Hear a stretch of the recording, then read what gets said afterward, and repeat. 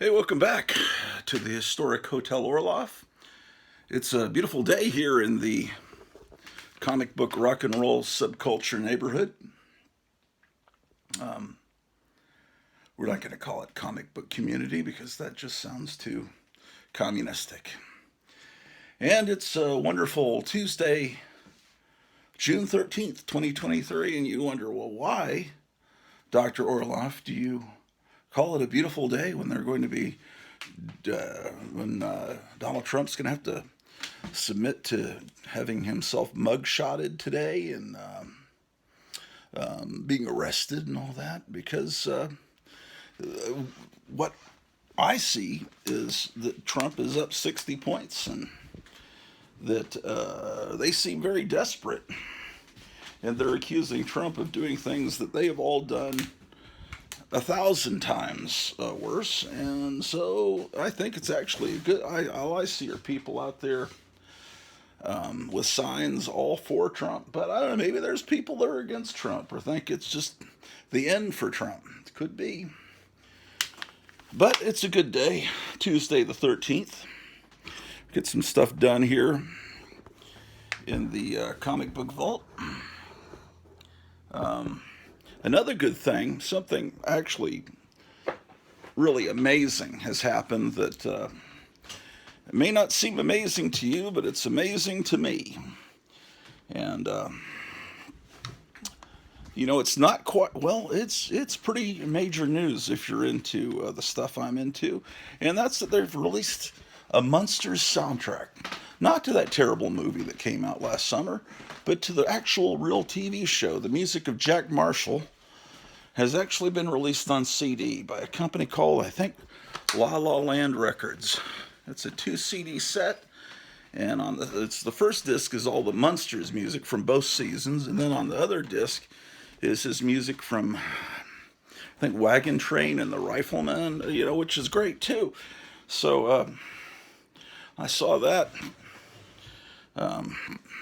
Rick Goldschmidt, the guy, the noted authority on all those Rankin Bass specials, those stop motion animated specials, he announced that, and so I went to the website and I turned over to my wife and said, "How do I order this?" And she ordered it for me. So that should be coming at some point. I should have a tracking number in my email.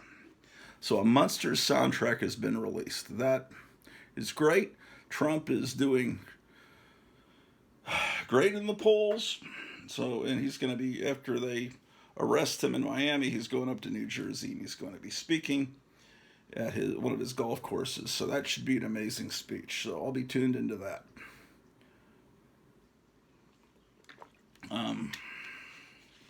What other things are going on? Oh, I noticed a new member, not of the community, but of the comic book rock and roll subculture. Now, we're not going to use subculture. That just sounds too The comic book rock and roll neighborhood? Does that sound right? It's really rock and roll culture, if you think about it.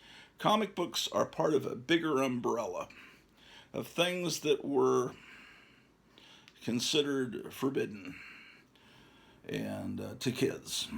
Things that maybe you shouldn't be into. Rock and roll, comic books, monster movies. Yeah, that's the problem with that. You gotta, maybe we should call it the monster rock and roll neighborhood, and that will include comic books. Now, some people are only into comic books, and I guess that's fine. And they have a much better collection than me because they were buying comic books only, and I was buying monster stuff and bottle kits and records and things, and so therefore I don't have that great a collection.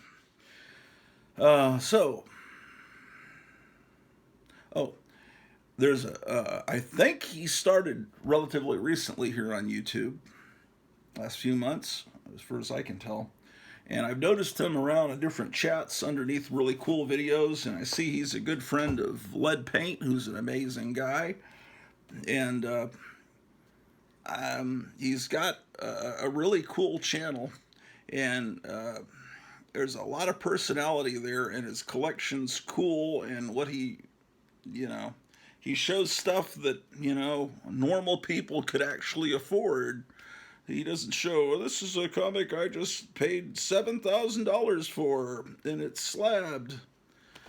He shows comics that we could afford and talks about them and tells what happens in the stories and shows inside the comics, which all these slabbing channels can't ever show you. And he's I'm trying to figure out. I guess I'm thinking he's maybe ex-military or maybe an ex-wrestler. I mean, he looks like he could take your head off. But his channel is Higgy Pop Comics.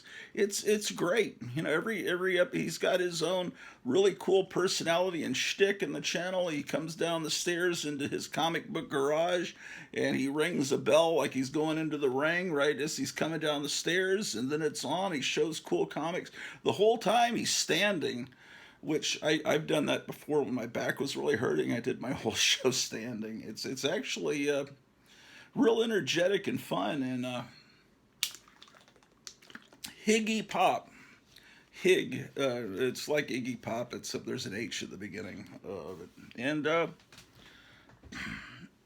anyway, that's a channel I recommend. There's a lot of cool channels I'm finding lately. I'm really happy about that, ladies and gentlemen. Okay, so, yesterday was this great holiday, Superman Day. I see it in my feed. Everyone's excited. It's Superman Day. And I'm thinking, well, why is June 12th Superman Day? What is it? I've never heard of this holiday. So I thought, is that when Action Comics #1 came out? And I look it up. No, that came out April 18th. So what is this? And they said, well, this is a holiday that DC Entertainment came up with in 2013 because it was 2 days before Man of Steel was released. So it's a fake holiday that they created to get you excited about going to see a very mediocre movie where Superman never smiles and has virtually no personality. And everyone says, well, Henry Cavill was a great Superman. Well, I mean, I guess, facially, I guess he looks like Superman, but not having that spit curl, and not having the red underwear, and the blue wasn't the right color, and I don't know. It didn't have the feeling of wonder that a Superman movie should have had, and Superman was not a happy guy in that movie. He was this depressed. He was like the way they think Batman's supposed to be, all depressed. And so, just little things like not having the spit curl will really ruin a Superman movie. I mean, anyway. Yeah, I mean, he's okay, but, no one's going to be Christopher Reeve. He looked like he came right out of a comic book.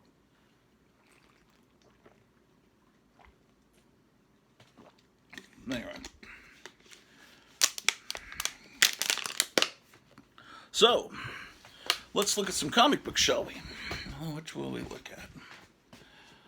Okay, hold on a second.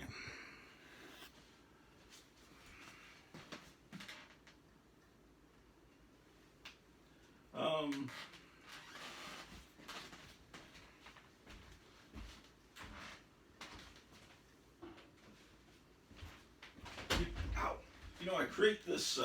I started making this TV show called The Tomb of Terror, and where should I put the phone?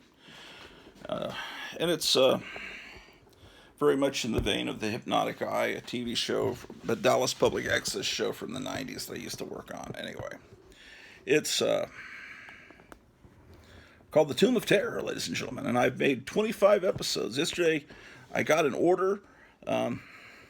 Someone was saying, hey, I sent you an email about your show. And I was like, well, where? I don't see the email. It was apparently in my spam somehow. Why do some emails go to spam exactly? Why is that? I have no idea. But all the stuff that really is spam comes directly to me. I had an order for episodes 11 through 25, and I've been making them yesterday. I'm up through 17. Once I get to 17, I've got to make 2 copies of 17 through 25, because 17 is where Kevin Johnson of Gotham City Comics in Mesa, Arizona, he has the first 16. He wants 17 on.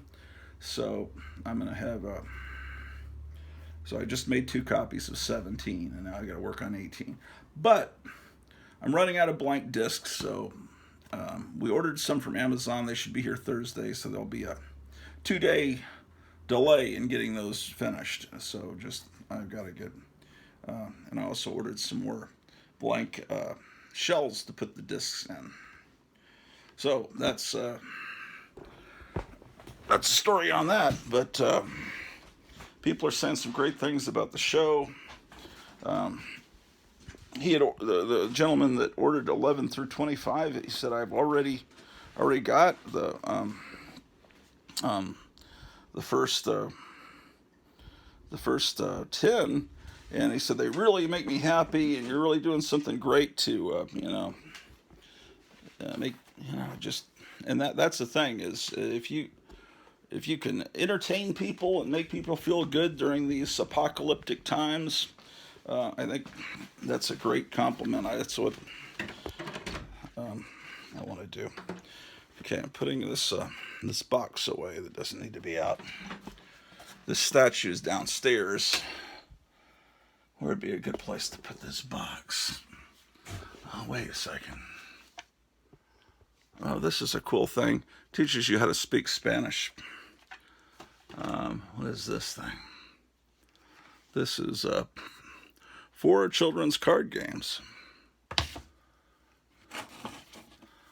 Superman and Batman puzzle. This is the image that you're putting together. Superman and Batman fighting a dinosaur. Yeah, you kind of have to. When those dinosaurs come back, it's important that you fight them. I think so. Okay. I'll put this thing box down here. All right.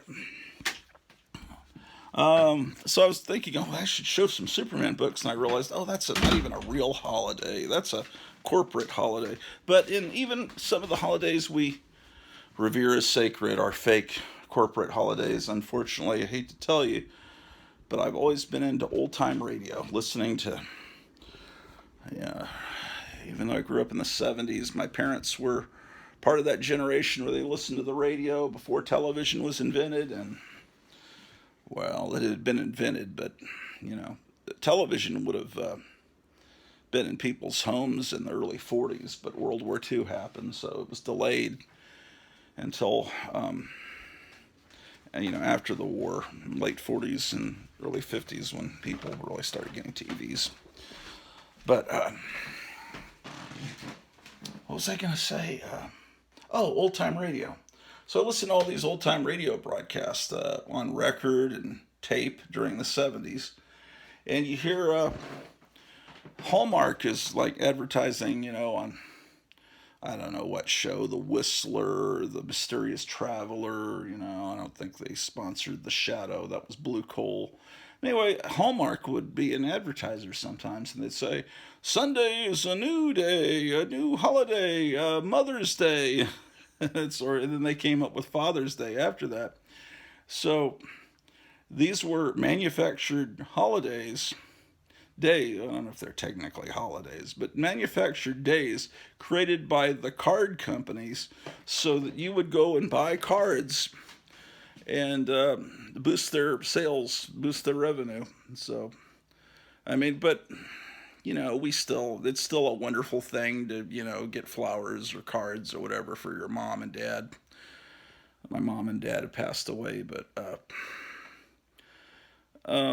just realize that they were started in a manufactured way. But you can have fun on Christmas, and we know Christmas was originally a pagan holiday that Jesus was actually born, they think, maybe around September. It doesn't say in the Bible when he was born, but they, That was a pre-existing holiday.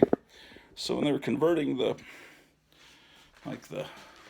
Vikings to Christianity, they said, "Well, you can keep your holiday. We'll just, you know, oh well." But if you don't really think about Santa Claus being Odin, or all, or the elves, which in Norse religion they believe the elves were the manufacturers of weapons. If you forget about the reindeer being based on Odin's flying horse with 8 legs, if you just can, and just actually really focus on Christ during that holiday, then it's a legitimate holiday and you can have fun. But some people don't get past its pagan roots, and a lot of our holidays have pagan roots. Easter, of course, Halloween has pagan roots. I mean, that's obvious.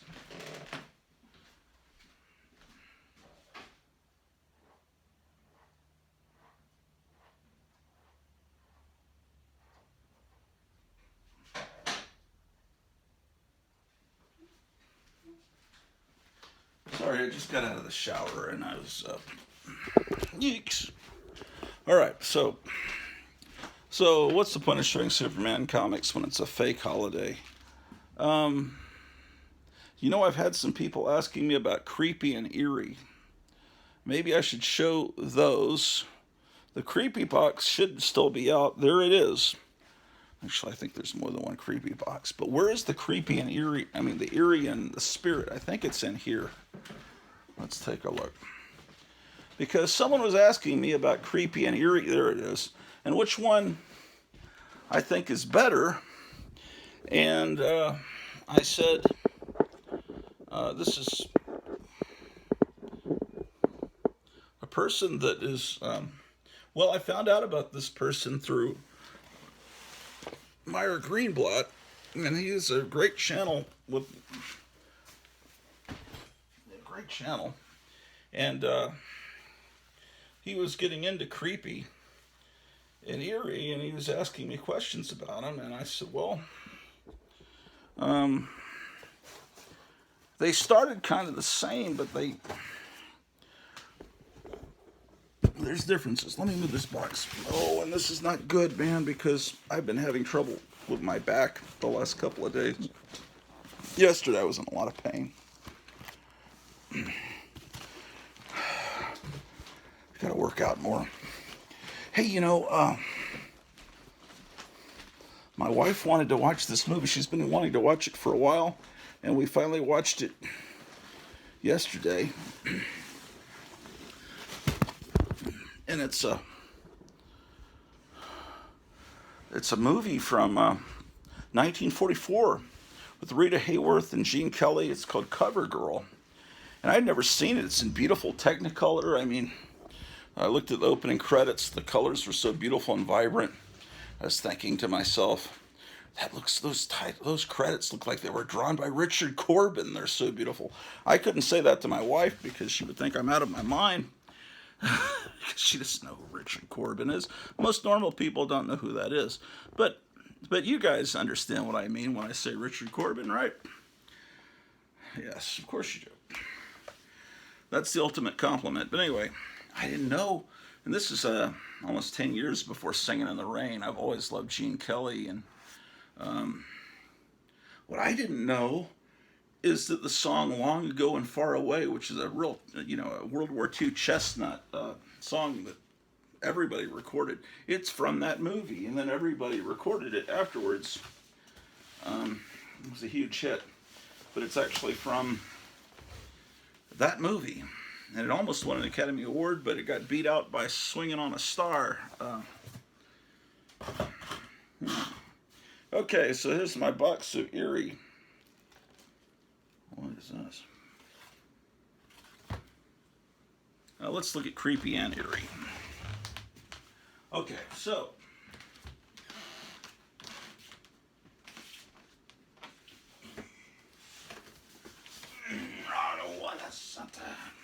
oh, wow, almost tripped.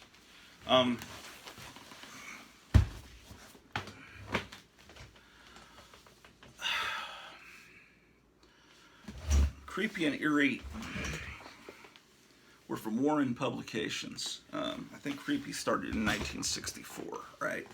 About 9 years after horror comics basically had to stop publication because a bunch of companies were going kind of far with the horror comics, and it started to create a big hullabaloo where even Congress got involved into investigating, do comic books really cause juvenile delinquency, like this German psychiatrist, psychologist, whatever, Dr. Frederick Wortham is saying? And as they knew things were going wrong with the kids there in the early 50s, and they thought, well, comic books would be a great scapegoat. And the comic books, well, the crime comics and the horror comics had gone pretty far. There was one great company called EC that did crime and horror comics, but they did them really well. A lot of their competition, they were imitating EC. They were a lot of fun, but they pushed everything even farther without the witty, punchy writing that EC had, literate writing. Ooh, my back hurts. Anyway, so the comic book companies decided, hey, we're going to come up with a self-censoring board and make sure that the comics are clean so we don't have to go out of business. And what happened is the comics code was written where you really can't have horror comics. I gotta plug this phone in because it's about to run out of juice anymore. Can't have horror comics anymore. Basically with vampires, werewolves, living dead, all that. But if you're publishing a magazine, nothing can stop you because a magazine isn't technically a comic book. Even though it's looks just like a comic book, it's not color, it's like in a different part of the magazine rack. So in 1964, James Warren said, I'll bring back the EC Comics. He got a lot of the original artists, and he got Joe Orlando, Wally Wood, he got Severin, I think Roy Krinkle, Al Williamson, Frazetta did a lot of covers. I mean, he got a lot of the original people, and it wasn't that long afterwards. It was just about 9 years since EC had folded that comic book line, and they'd gone on to just publishing only Mad as a magazine. So hold on.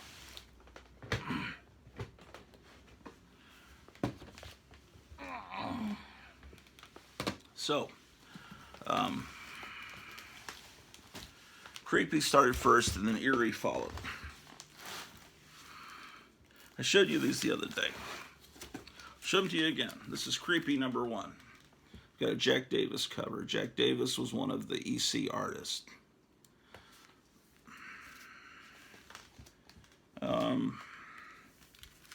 Creepy number 2.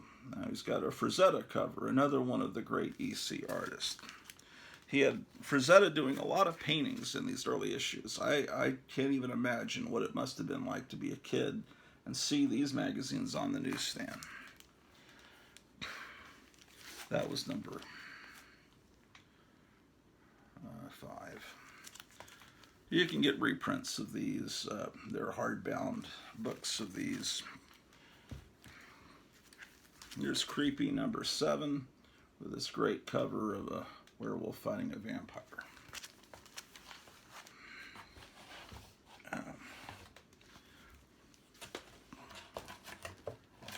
Well, what are you guys going to eat for breakfast? You guys hungry?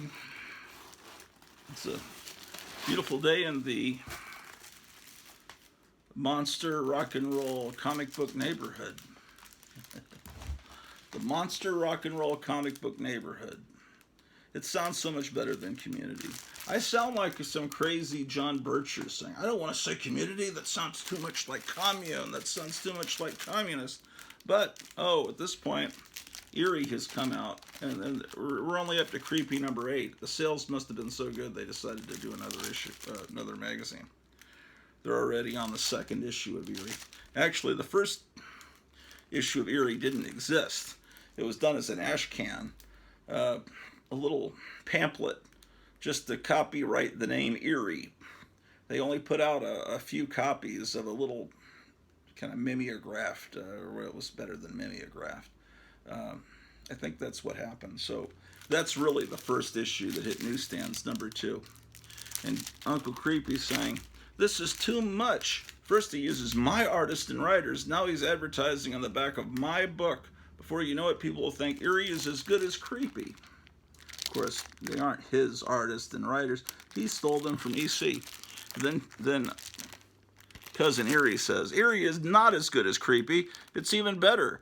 Try my brand of terror tales. Send in the coupons below for subscriptions and back issues to Eerie." Okay, fantastic. That's Eerie number one. Eerie number two, rather. This is Creepy number 8.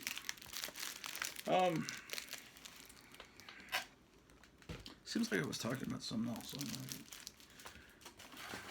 Anyway, look at this great cover for Creepy number 11. Sometimes Frazetta would reuse his paintings. He would paint over them, and I think when the King Kong movie came out in 1976, he either painted over this or recreated this painting almost, or I think he redrew the gorilla, and I mean, essentially that's King Kong.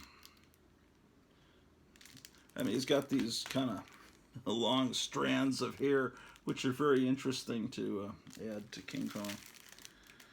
Horror as the Beast Man Stalks. That's Creepy 11. Creepy. Eerie was just like Creepy. It really was.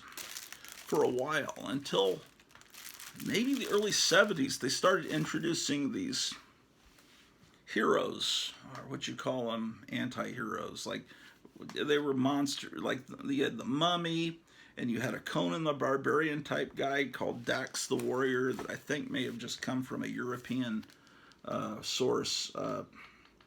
And there was a character called Coffin that was like a Jonah Hex kind of guy, but he had an empty black hole where one eye should be, and didn't wear an eye patch. Just it looked a lot like the Amazing Colossal Man, you know.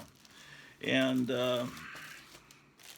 this Creepy 15, they reused this cover in the late 70s. This Frazetta, some of these Frazetta paintings they would reuse later in the late 70s, and sometimes some of these paintings have been reused now.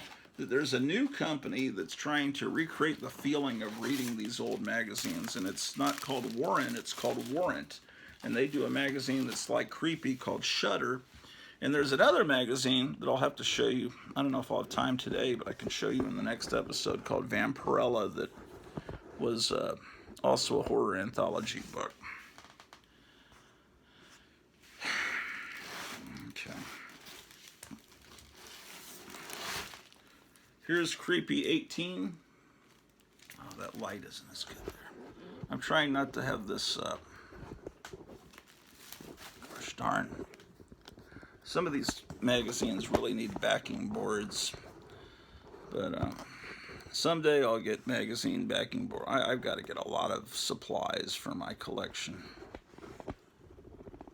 Oh boy.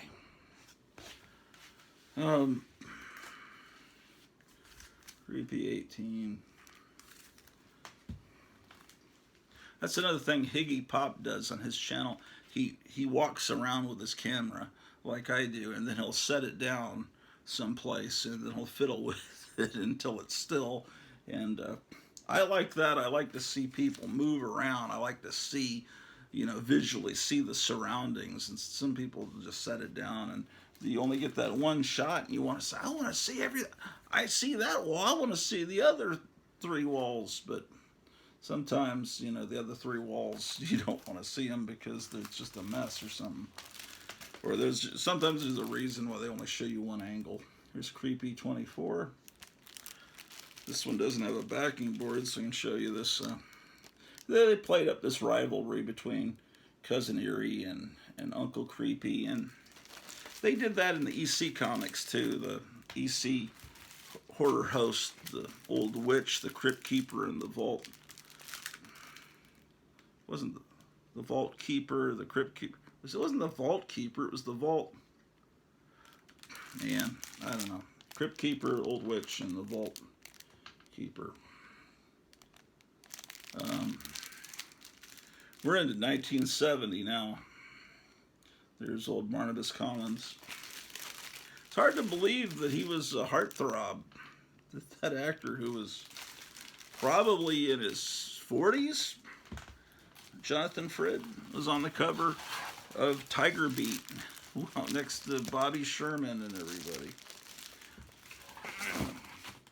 But women, girls have always been into tormented characters, you know, Heathcliff and Wuthering Heights and all that stuff.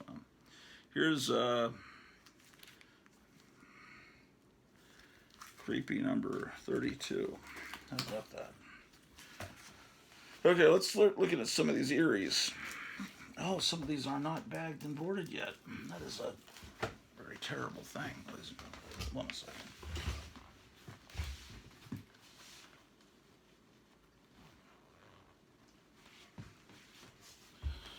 All right. Here's Eerie number 2, the one they showed in that ad. Another Frazetta cover. Here he is introducing, "This is the world of Eerie, a world of werewolves, vampires, and creatures that haunt the darkness, a world of suspense and fright, a world brought to life by great artists and writers. This is my world. Make it yours with this nerve-numbing collector's edition."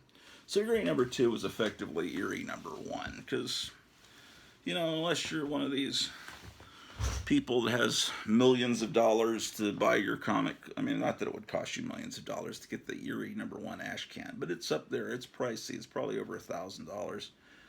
Unless you're one of these rich people, you're going to start with Eerie number 2. This is look, you can get a print of Uncle Creepy's head to put on your wall.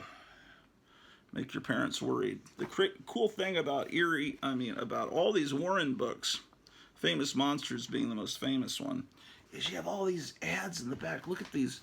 Look, speaking of the monsters, you could get Monsters Mask. You could get a Venus flytrap.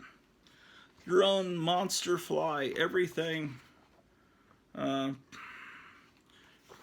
shock monster. The vampire girl. This is a model kit. Big Frankie. Also known as Gigantic Frankenstein. You can get real cannons. You can get an ant farm. I mean, it's just in the back. You can get your own movie projector. People didn't have any way to watch movies except to watch them in a movie theater or on television. And if you had your own projector, then you could get these movies from them, like Dracula and The Mummy. They weren't the whole movie. How much did they cost? About $6, $5.75. That was a lot of money. Here they're selling back issues of Creepy. But yeah, portable projector. Ooh, I said, but yeah. Ooh, buddy. At least I didn't say so, yeah. It's just weird how these things, and Blazing Combat, they started a magazine with war. There's a Frazetta cover with war comics. So they were really copying. Ow, ow, ow, my back. Sorry. I got these flares of pain from my back. I'm sorry, I didn't mean to scare you. I just expect to see an alien burst out of my chest. No, it's like, I feel like this, my spine has been, like I've fallen off a building or something, and my spine's been crushed or something. It's just pain all of a sudden. Sorry. But yeah, I said it again. I hate that. I'm saying there's nothing worse than you listen to enough people talking, and these things come in to the language, and then all of a sudden everyone's saying them, like groovy, man. In 1968, it's like everyone's saying groovy. Why am I saying groovy? Like I'm some beatnik back in 1960, because all of a sudden it's just entered the lexicon. And lately all these things have entered into our speech patterns. And this so yeah stuff, I think it's to keep from saying I'd rather say or than so yeah, so yeah. I just don't like that, man. I don't like it, ladies and gentlemen. So moving forward, it is what it is. Ooh, look at that. John Severin. Look at that art. This werewolf's running off with a girl from the town. You know, when he says in the back, a world of vampires, werewolves, and creatures that haunt, because the comics code that was over the color comics said you can't have vampires, you can't have werewolves. So by saying that, he's directly saying, hey, we're going to have stuff that you can't get in those color comics. You were allowed to have a vampire if it was an adaptation of Dracula, you know, if it was literary, or, you know, there's a Frankenstein story. I mean, you could have The Living Dead if it was an adaptation of Mary Wollstonecraft Shelley's Frankenstein, you know, if it was in Classics Illustrated or something, or some funny comic. This has got art by Reed Crandall. He was one of the EC artists. Okay, so that's Eerie number 2. Eerie number 3 has this fantastic cover. Look at that. New terror tales in the creepy tradition.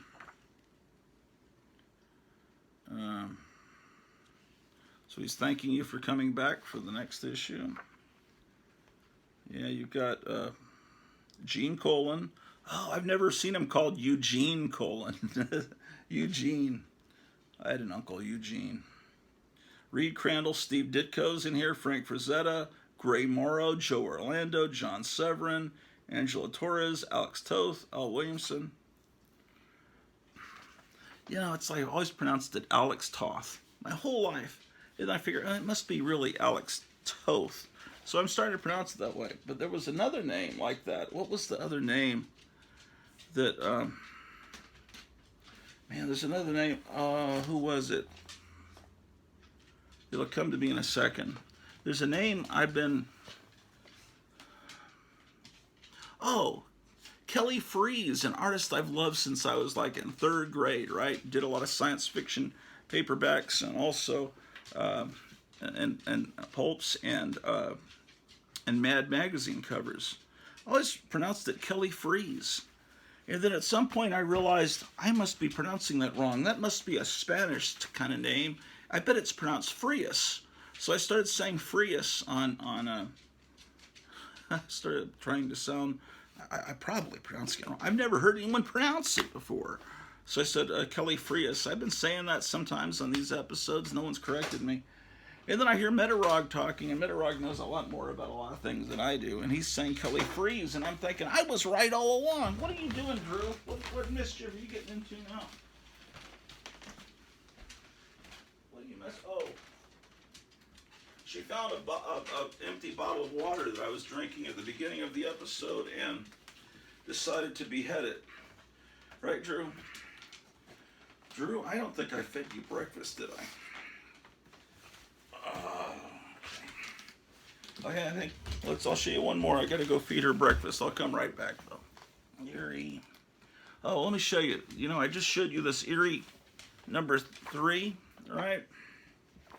I just got in the mail last week from Gotham City Comics in Mesa, Arizona, this 1970 yearbook. So about 5 years later, they reused the art and they combined it with another cover. See how they reused it? That's amazing, huh? Okay. So anyway, I will defer to Metarog's wisdom and pronounce, because if that was a Spanish name, I think Metarog would know because he's of Cuban descent, and he would know how to, he would recognize a Spanish name and pronounce it correctly. And I guess it wasn't, so it's Kelly Freas. I'm back to the way I pronounced the name for many decades.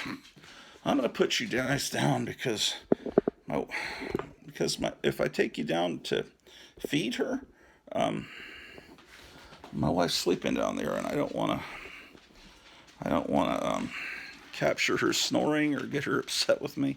Let me set this. Oh, look at this. Cats are sleeping. You can watch the cat sleep while I go feed the dogs.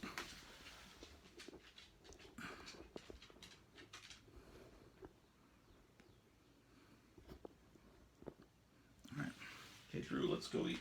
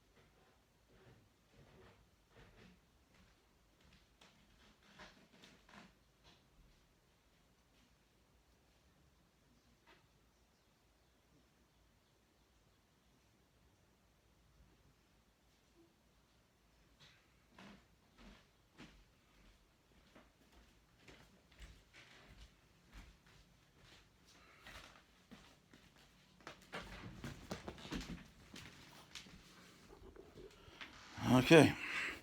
I should be doing a live stream later today. If you want to tune in, um, I'm gonna later on this afternoon. You can come on as a guest if you want. I'm gonna be watching the Trump stuff going on and all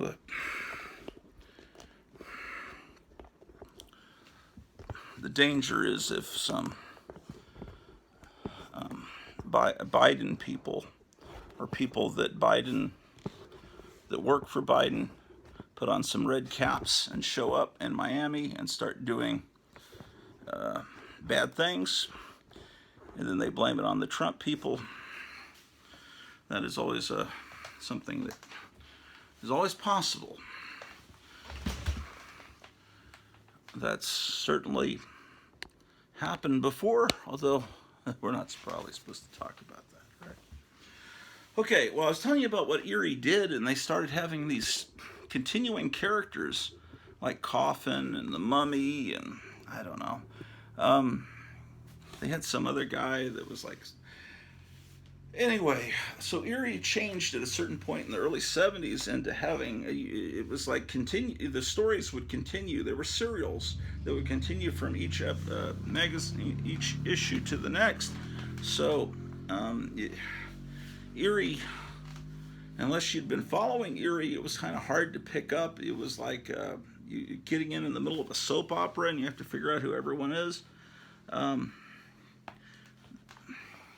But Creepy continued to stay pretty much like the original horror comics that EC put out, where the stories are all independent and did I just show you this one? I have no idea. This is probably, that's Eerie number, yeah, that's Eerie 2, that's Eerie 3, okay. Eerie number 4.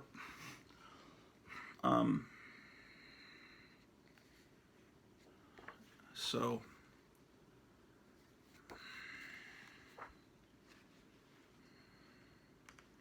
a lot of, I don't know what people pay for these now, but there was a huge warehouse find of Warren magazines at some point. Was it in the 80s?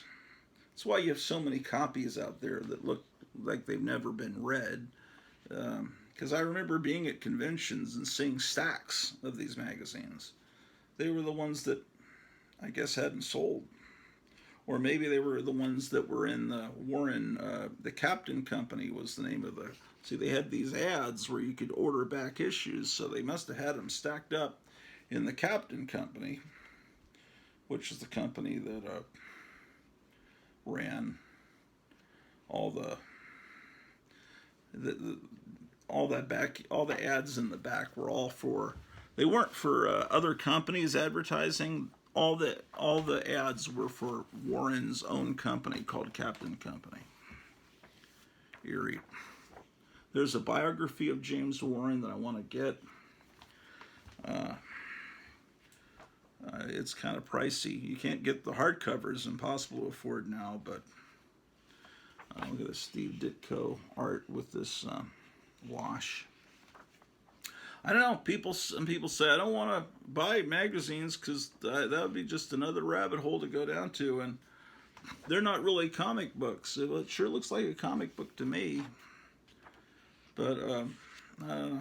To each their own. Look at this Wally Wood page here.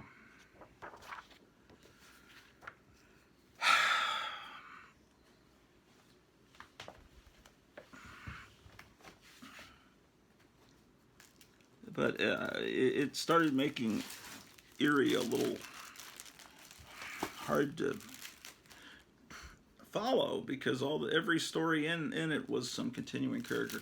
Let me keep going through Eerie so I can get up and show you those issues. This is, see on the back they advertise Batman films, but they're actually from the 1940s movie serial. And they, in order, each one is a full 200 feet. So it's an edited down version of the 1940s Batman serial. Eerie number 7. Beautiful Frazetta cover.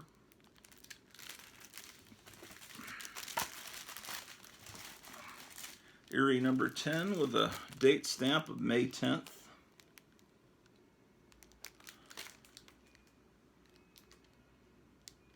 Okay, as I always tell you, see it says July, the date stamp's May 10th. These, they would always date books, comic books and magazines 2 months in advance.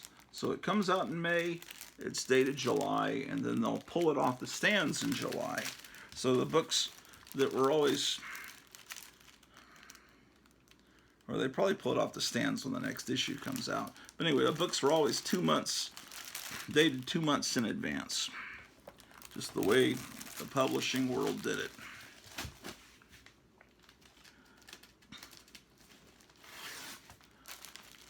Now this one almost looks more like a cover of Famous Monsters because that's definitely the Universal Monsters mummy. But there's a story very much like it in here. It's number 12.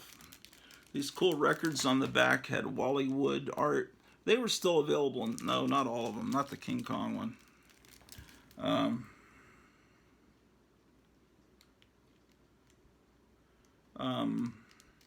Like the Journey to the Center of the Earth. That's Wood art.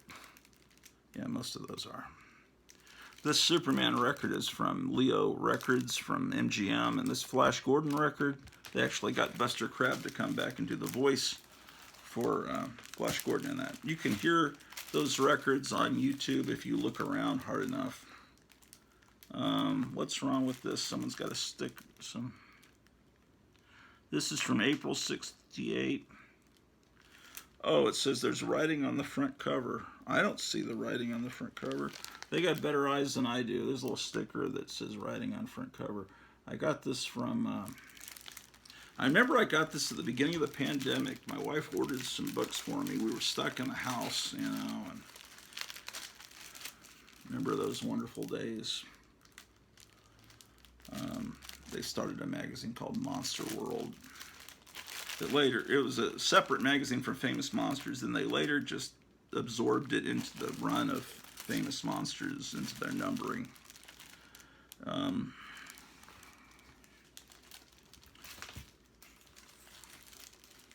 Shit.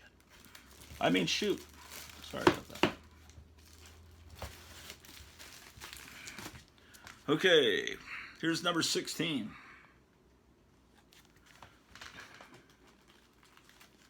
Here's number 20. It is impossible to escape from us, so prepare yourself for... What? Oh, I thought that was damage to the magazine, this white, but it's actually supposed to be liquid dropping off of their fingers. First I thought it was some printing defect. You could order these Aurora model kits, Spider-Man, Dick Tracy, Tarzan, Wonder Woman, Superman, the Hulk, Zorro. Yesterday was Superman Day. Did you know that?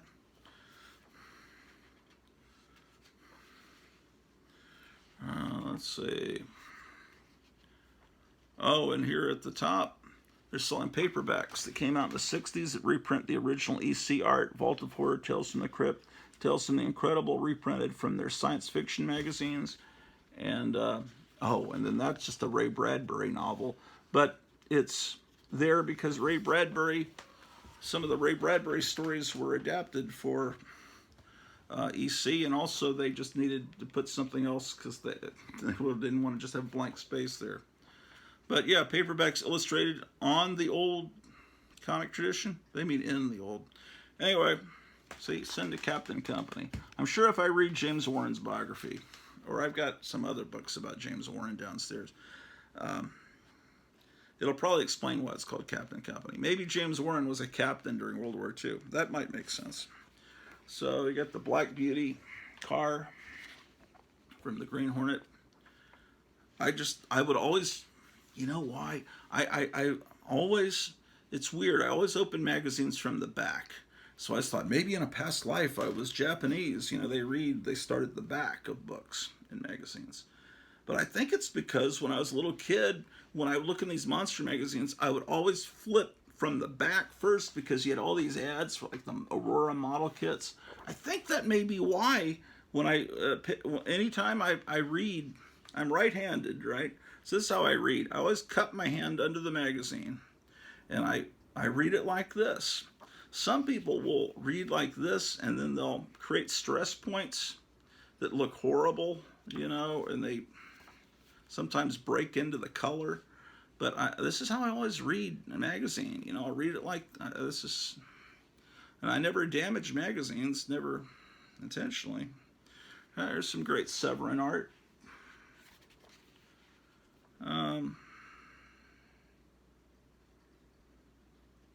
Yeah, when I go into a comic store and I'm looking at a book, you know, and you tell they're nervous. Okay, does this guy know how to handle a book? They can tell real quick that I know how to handle a book, and they go, it's not one of these guys that's just gonna, you know, that destroy books.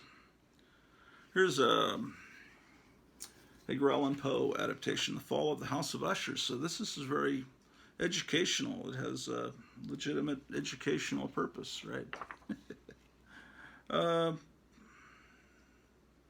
Fans could write little stories and send in artwork. That's kind of interesting. I almost said kind of cool, then I would have sounded horrible.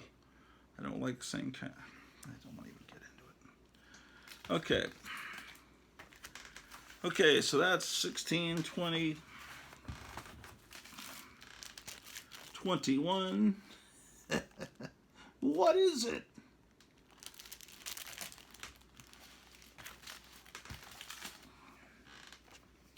Now we're up to 29, and when are we at? When are we at, is what I asked. 1970. Okay, so, this is an editorial, basically an anti-draft, anti-Vietnam War editorial, which was pretty ballsy from James Warren. He's saying that, hey,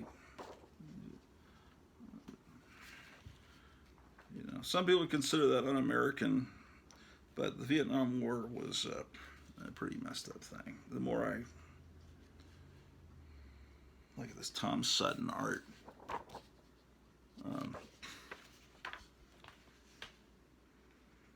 the Vietnam War caused my mother to have to drive herself to the hospital when she was in labor pains with me in 1965 because my dad was off at training for Vietnam, you know, so I don't know. You look back on a lot of wars and you just wonder what was the whole point of that? To all those men and killed, and then the civilians killed, and the destruction of property. Art by Dan Atkins. That's cool. I looked at that. It almost looked like a Fantastic Four panel for a second. The Fiend Planet. Okay, the reason I was looking at the date, see, this looks very Conan. It looks like almost like a cover of Savage Sword of Conan. So, obviously, at that point, Savage Tales had come out from Marvel, which was their shot in the across the water at Warren, because they had started the Conan the Barbarian comic book, and that was a big deal. It sold really well, and they started a black and white Conan magazine where they could go a little bit more strong with the original Robert E. Howard material, and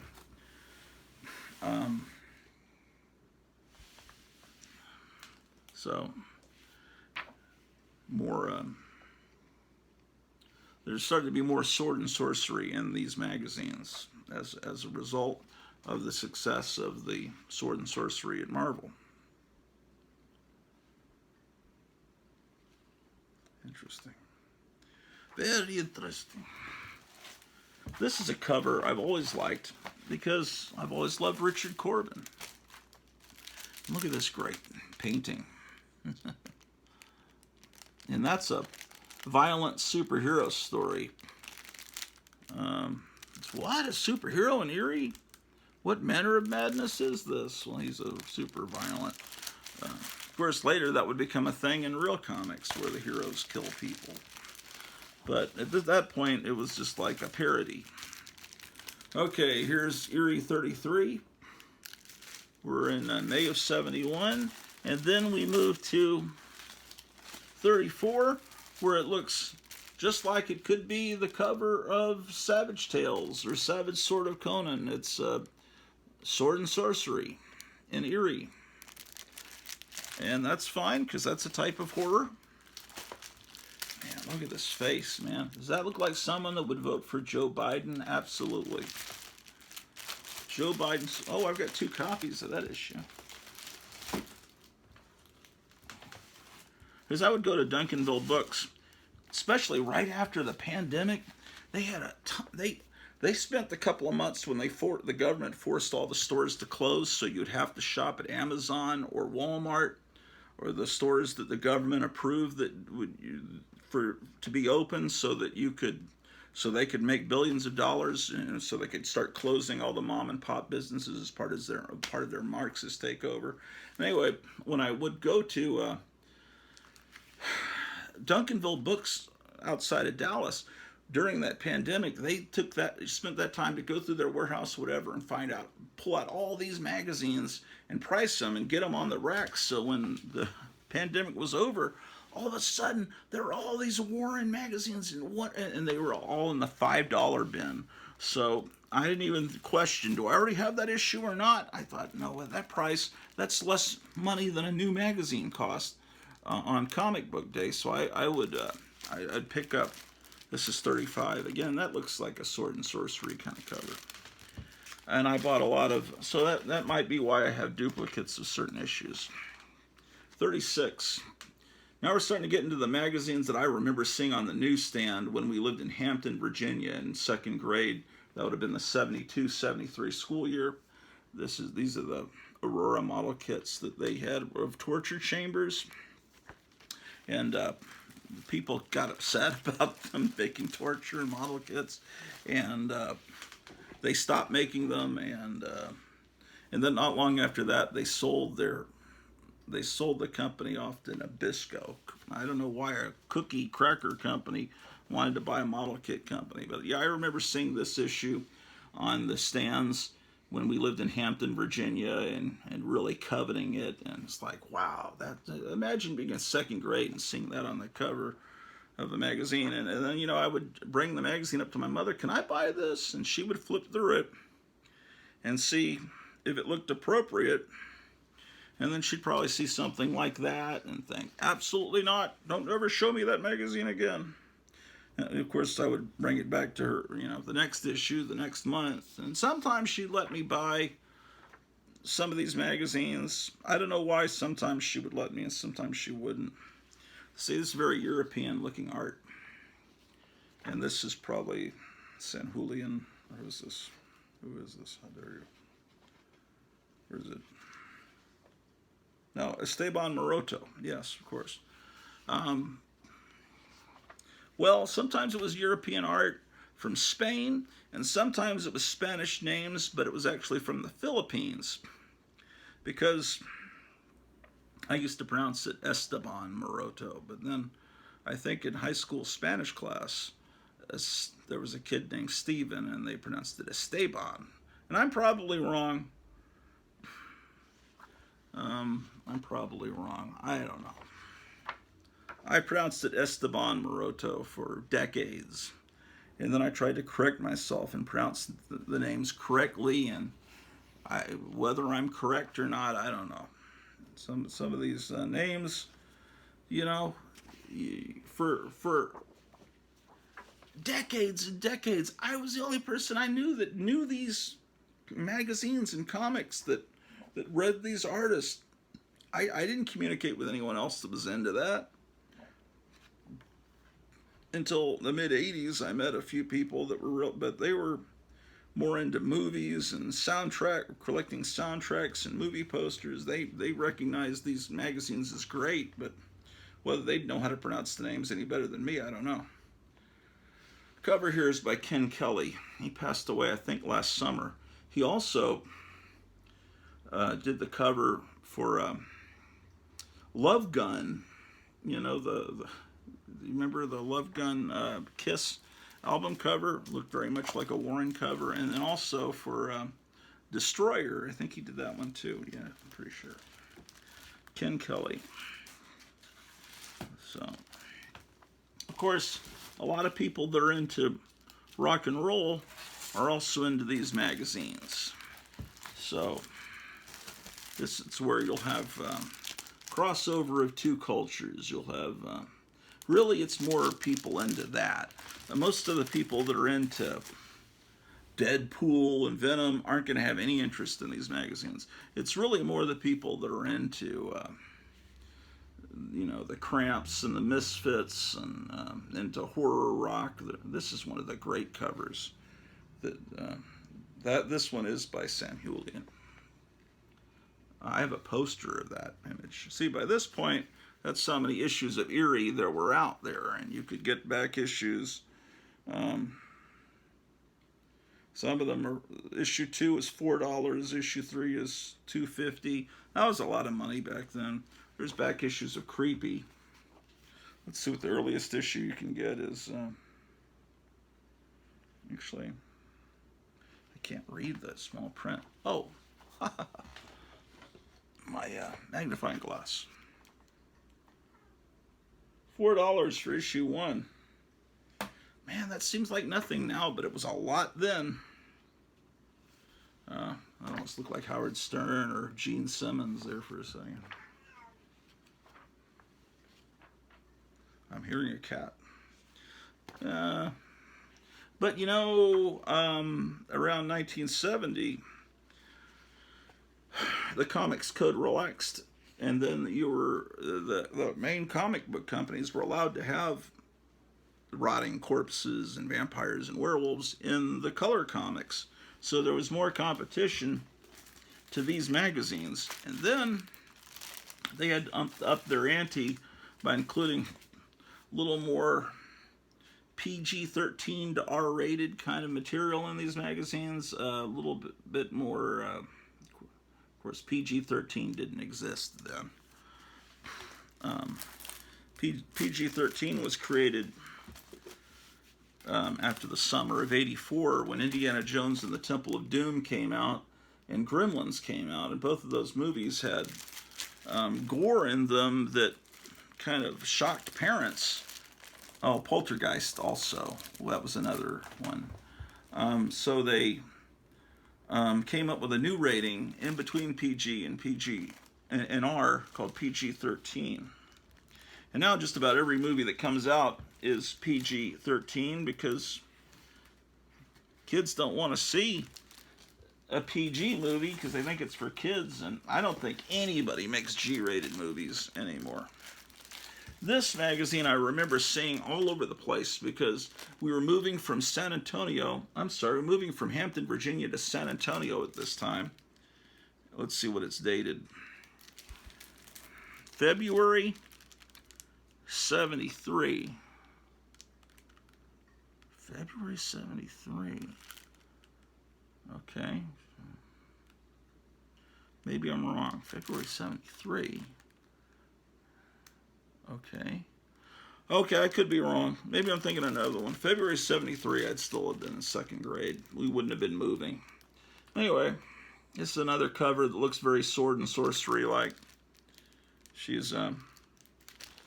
She's either turning him into a monkey or she's turning the monkey into a barbarian. But I think she's turning him into a monkey. Because why would a monkey turn into a guy who's holding a knife? Oh, yeah, Dax is changed into a mindless beast by the witch. Dax was one of the continuing characters, one of the first. So they started with a continuing barbarian character. And then they added a Dracula character. Now, see, at this time, Marvel started a magazine. They had the Tomb of Dracula comic book. And then they started a magazine called Vampire Tales, and then they started another one called Dracula Lives. Marvel started doing a bunch of magazines right about this time when I was in second grade, and so, but Marvel didn't go this far. And you can't copyright Dracula because it's in the public domain. But Warren could do Dracula. This looks like a lot like one of the Marvel, because a lot of times they use the same artist. Looks like a lot like a Marvel cover for, say, Dracula Lives. But Marvel wouldn't go that far to have a bunch of people with stakes through them in a pit. So Warren did that. I remember seeing this on the newsstand. This one's got some water damage on the back. I need to upgrade this. Someone used this as a coaster, so I need to get another copy of this. I didn't realize that, but the cover is wonderful. Now, my mother would usually, not allow me to buy something like this. But the next month, I happened to be in that local bookstore there in Hampton, Virginia, and my dad was with me instead of my mom, and I said, could I buy this? And my dad said, sure. He didn't even look at it, because he didn't, sometimes you play one parent against the other. Dad didn't care. It didn't look too bad. And this is not my childhood copy, because it was pretty beat up, because I read it.